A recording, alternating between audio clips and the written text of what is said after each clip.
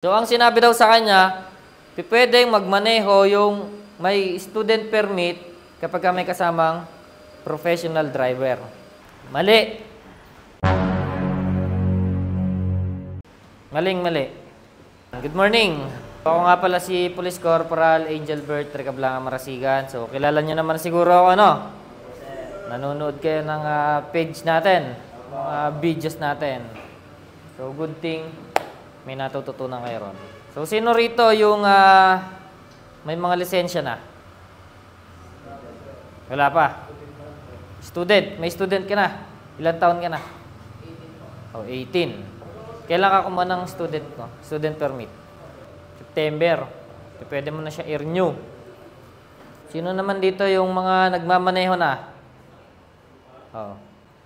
Nagmumotor ka na? Ikaw? Ikaw? Lahat kayo nagmumotor na? Oh. Diba? So, ito, no? Dito kayo napunta sa Highway Patrol Group.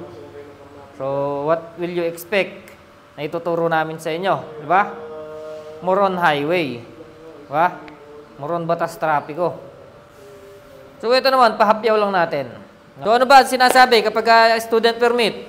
Anong sabi sa'yo? Student permit. Pwede lang po mag-drive pag exam professional. Oh, professional. Okay. Sino nagturo sa'yo niyan? Yung nagkaraban sa inyo.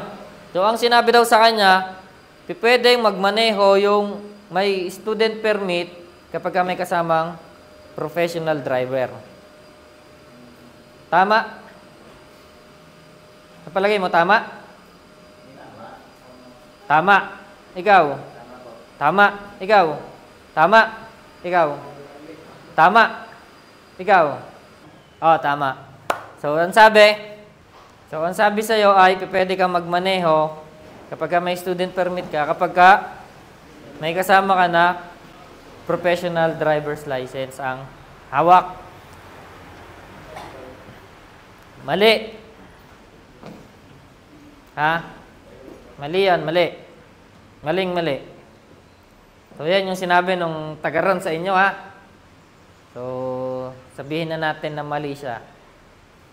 Kapag student permit yung hawak mo, pwede ka magmaneho kung may kasama ka na duly licensed driver.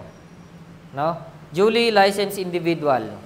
It's either non-professional or professional yung lisensya niya. No? Basta sinasabi natin na duly licensed individual.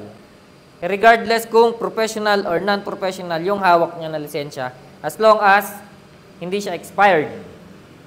And tama yung restriction dun sa minamaneho mo. Kunwari, nagmamaneho ka ng motor, may kasama ka na duly licensed individual, non-pro or professional yung lisensya niya.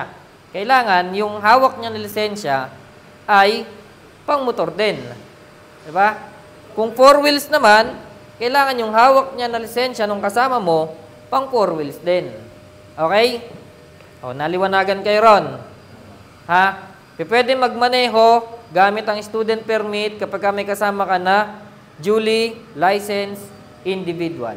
Non-pro or professional. Okay? O, balik tayo.